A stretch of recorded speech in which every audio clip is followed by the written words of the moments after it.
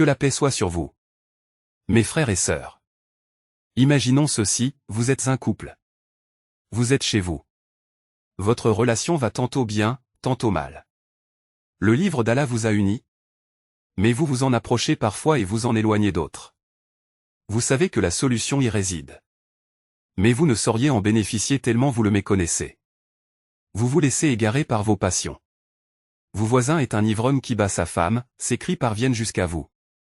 Parfois, elle l'accompagne dans sa beuverie. Des fois il se drogue. Ses amis se joignent à la partie violant son honneur. Elle est consentante des fois. Des fois elle ne l'est pas. Le goujat de voisin ne cesse de la battre. Et même lorsqu'il essaie de s'en retenir, il n'y parvient pas.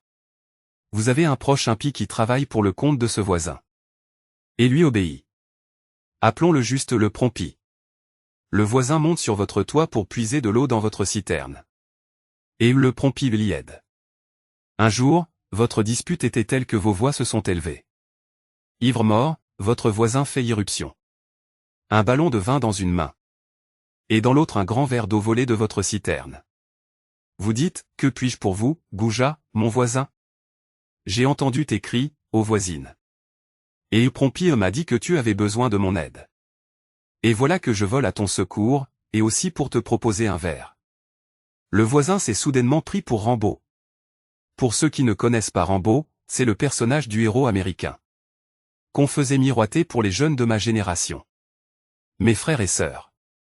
Avez-vous vu notre dernier épisode intitulé « La libération de la femme occidentale » ? Avez-vous vu les conditions de la femme occidentale ? Selon les statistiques officielles, avez-vous vu comment elle a été utilisée pour réaliser les ambitions des politiques et des détenteurs du capital? Puis, comment elle est devenue victime de la promiscuité sexuelle et de la violence brutale? Maintenant, figurez-vous que ceux-là même, qui ont utilisé et humilié la femme en Occident, débarquent chez nous comme des Rambo, et sous quel prétexte? Celui de sauver la femme musulmane. Mais comment? En éliminant toute forme de discrimination à l'égard des femmes. En détruisant le concept de la tutelle masculine.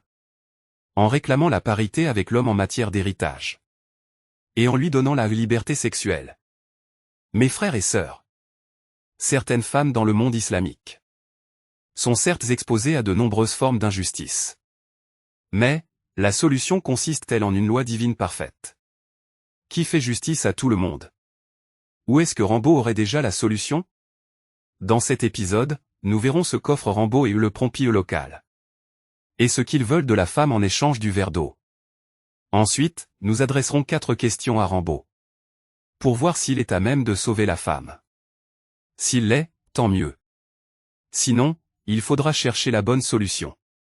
En 1979, l'Assemblée générale des Nations unies a ratifié une convention intitulée « Élimination de toutes les formes de discrimination à l'égard des femmes, CEDAW », adoptée par la plupart des pays, dont ceux du monde islamique. Mais certains ont émis des réserves sur certains de ces articles. Le plus drôle dans l'affaire, c'est que les États-Unis d'Amérique qui ont signé la convention et qui contribuent à l'imposer au monde islamique ne l'ont pas encore transposée en droit américain. N'ont pas ratifié la CEDAW. 40 ans après son adoption. Bien que le Sénat en ait discuté plusieurs fois. On a refusé de la mettre en vigueur à chaque fois. De la transformer en loi. Sachant qu'Amnesty International et d'autres organismes ont critiqué les États-Unis à ce sujet. Mais pourquoi donc? Qui est-ce qui empêche son entrée en vigueur? Ce sont les leaders politiques conservateurs et les chefs religieux. Ceux qui disent que la CEDAW est inutile dans le meilleur des cas. Et qu'elle rendrait les États-Unis esclaves des caprices d'une organisation internationale, et l'ONU ils disent à la lettre. Elle soumet les États-Unis aux caprices d'une agence internationale. Comme l'affirme cette recherche publiée par l'Association des sciences politiques américaines. Ce sont les dirigeants du Parti républicain et des organisations féministes d'orientation conservatrice qui refusent la mise en vigueur de la CEDAW. Car elle permet aux Nations Unies d'imposer aux femmes et à la famille américaine des politiques que le peuple américain rejette généralement. Cette recherche rapporte aussi les propos du sénateur américain Jesse Helms, Qui dit de la CEDAW, c'est une mauvaise convention. Une convention terrifiante. Que des féministes extrémistes présentent pour discussion. Pour protéger leur stratégie subversive contre la famille. En effet, les voix qui dominent aux États-Unis jusqu'à présent disent: nous ne mettrons pas en péril l'avenir de l'Amérique. Pour les caprices des Nations Unies et des femmes qui veulent détruire la famille. Bien évidemment, la CEDAW et les caprices des Nations Unies continuent à être appliqués à la nation islamique scrupuleusement.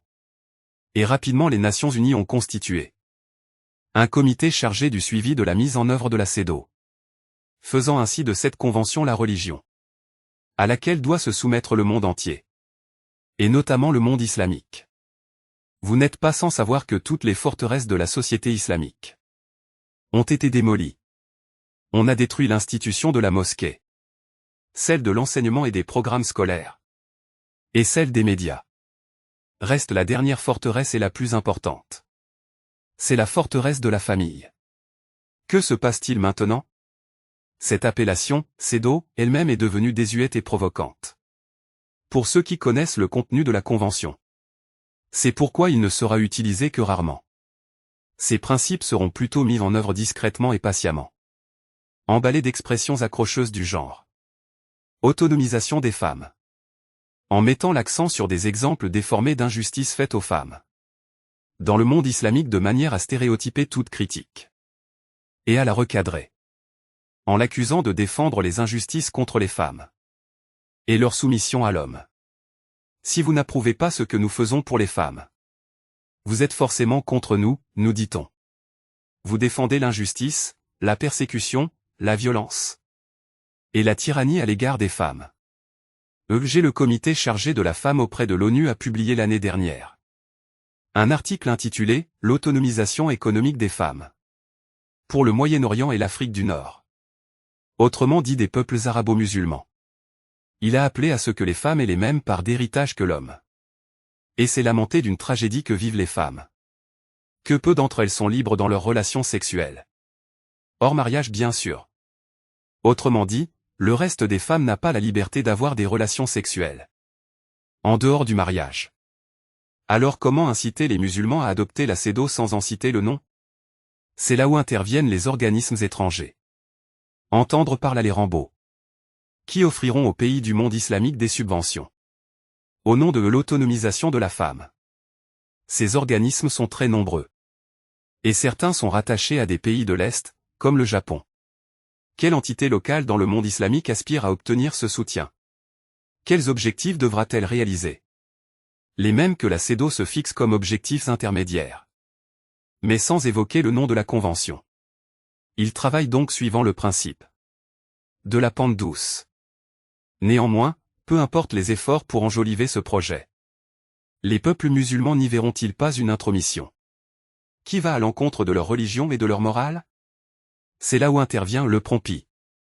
C'est lui qui appellera Rambo au secours.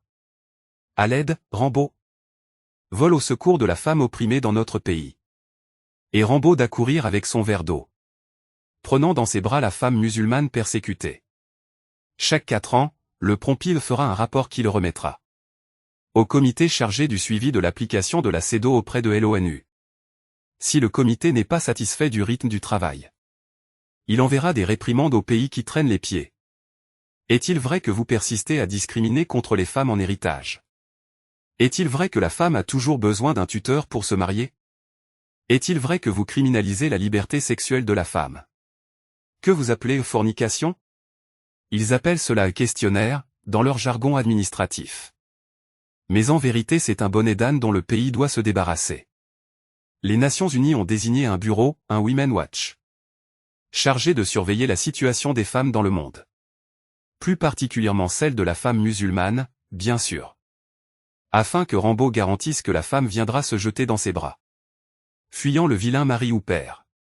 Ce qui nous importe ici, c'est que le degré de franchise de ces organismes étrangers et des Prompi locaux, concernant l'application de la CEDAW, dépend de l'atmosphère dans le pays musulman en question. Ainsi, si les gens dorment sur leurs 2 oreilles, et personne ne se soucie de ce qui arrive aux autres, les réserves émises par les États seront retirées. Par une nuit sans lune.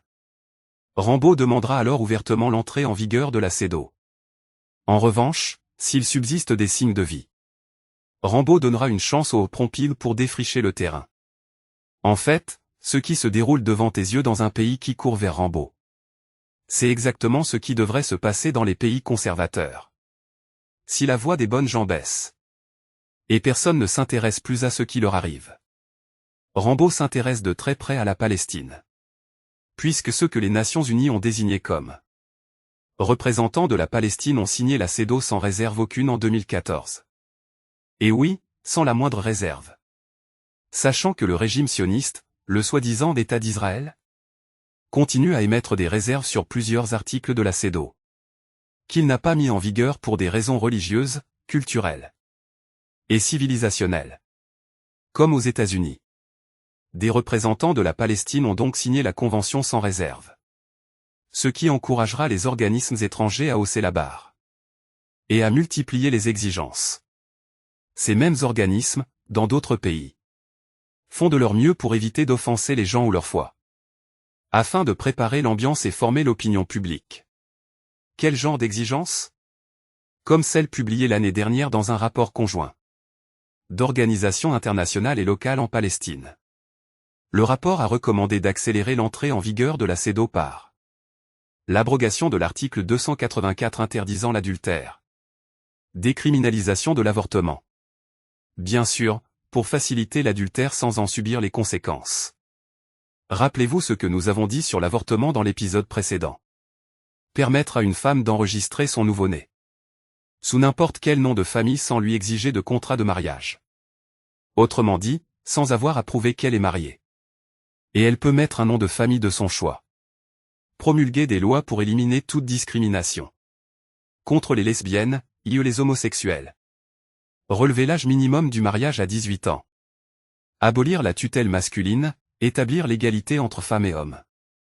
En matière d'héritage, de mariage et de divorce. Publier la convention dans le bulletin officiel. Pour le rendre contraignant en tant que loi locale. Donc faciliter le haram, l'illicite, sous toutes ses formes. Tout en rendant la voie du halal, le licite, difficile. Et en démantelant la famille. Une des exigences fut que la Palestine fasse un rapport pour le comité de suivi de la CEDAW tous les 2 ans.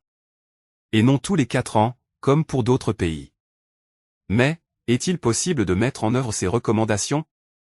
Voyons un exemple de ceux que les Nations Unies soutiennent. En tant que responsable en Palestine, on va dire qu'on a mobilisé le sport au service de la cause palestinienne à l'international. Est-ce bien vrai? L'invité, oui, effectivement pourquoi pas? Qu'est-ce qui est mieux, apparaître masqué ou en short? Qu'on voit nos jeunes filles sous le voile. Ou à jambes découvertes pratiquant le sport? Le football vrai. L'invité, je pense que cela est très important. Le sport en Palestine n'est pas pour l'exploit sportif, mais pour une double réussite politique.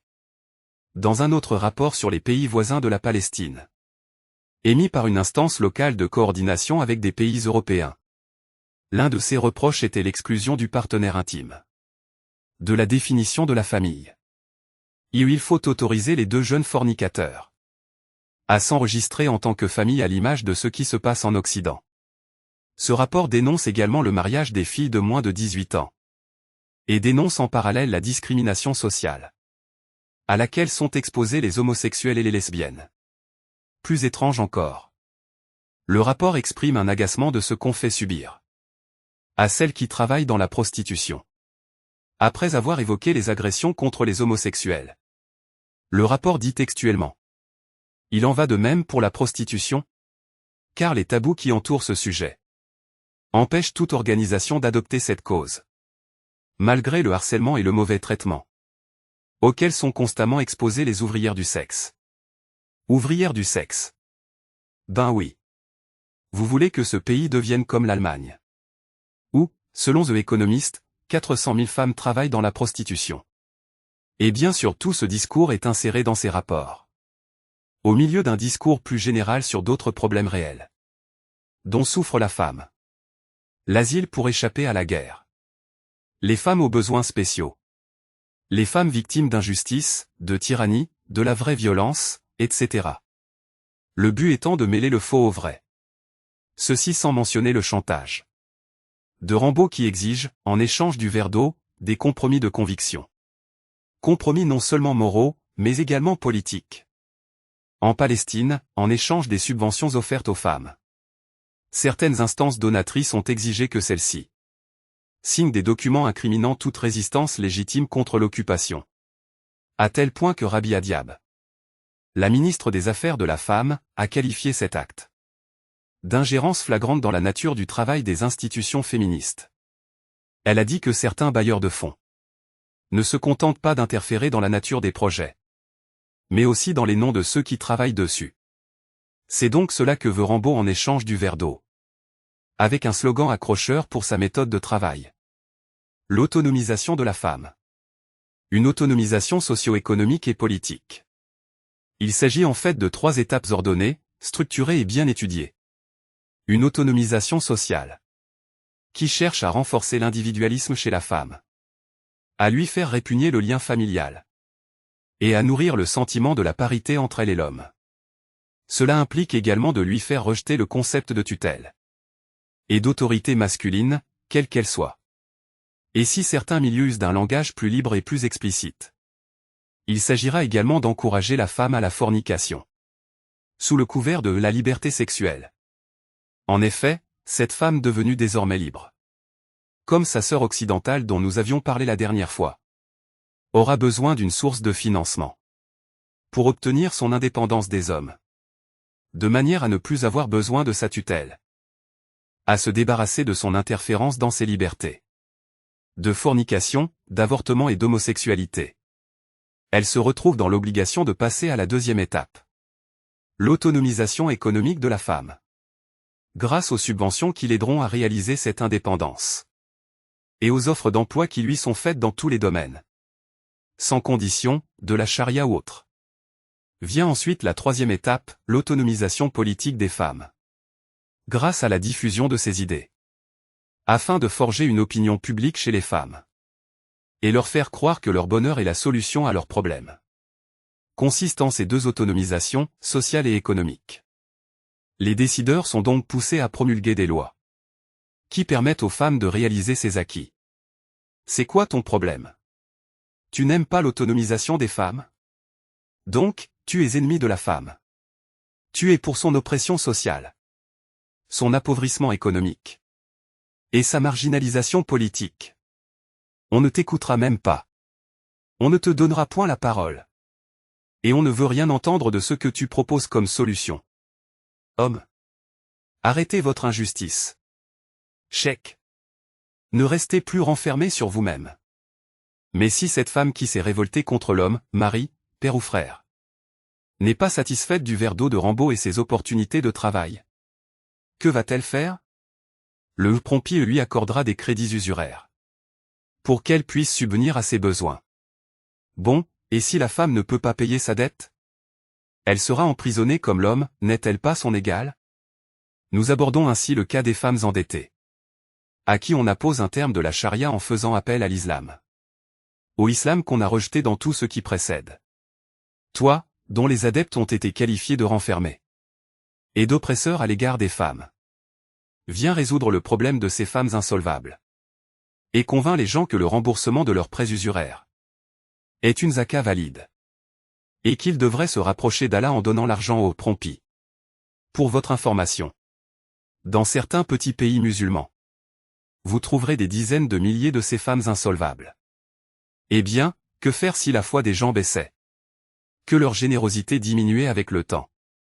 Et qu'ils ne se souciaient plus ni de la zaka, ni de ces femmes insolvables? Alors la femme musulmane ira sur les traces de sa sœur occidentale. Nous la verrons tout faire et se soumettre à tout pour de l'argent. Comme nous l'avons vu dans le dernier épisode consacré à la femme occidentale. Maintenant, après avoir connu l'histoire de Rambo, du prompi et du verre d'eau, ne nous empressons pas de rejeter l'offre. Donnons-leur une chance et posons-leur quelques questions. Très cher Rambo, avant de sauver nos femmes, laissez-nous vous poser 4 questions. Pour voir à quel point vous êtes à la hauteur de cette mission. Première question, avez-vous d'abord sauvé vos femmes? Avez-vous sauvé l'étudiante qui vendait son honneur? À celui qui peut payer les frais de son université? Avez-vous sauvé la femme victime de la violence partout et chaque minute? Comme le déclare l'Union européenne? Avez-vous sauvé vos femmes du harcèlement qu'elles subissent dans les moyens de transport, les écoles, les universités, les bureaux de travail, et chez les médecins? Avez-vous sauvé celles qui, selon leur propre dire, sont forcées à se prostituer à cause des failles du système de sécurité sociale? Avez-vous sauvé celles que leur employeur oblige à s'habiller de manière indécente afin qu'ils puissent gagner plus? Avez-vous sauvé les femmes brutalement battues qui font le quart de vos sociétés? Avez-vous sauvé la femme de la marchandisation sexuelle? Avez-vous sauvé les victimes du viol qui subissent les effets dévastateurs de ces agressions, selon vos propres termes? Avez-vous sauvé les victimes des familles décousues, les enfants de la rue, filles et garçons, et les fugueurs que l'on compte par millions et qui sont exploités par les proxénètes? Avez-vous sauvé les millions de filles qu'on a fait avorter et les filles abandonnées dans les boîtes à bébés? Les femmes et les filles de votre pays ne sont-elles pas plus dignes de votre secours, votre aide et vos subventions? Vous qui jouez les Rambo?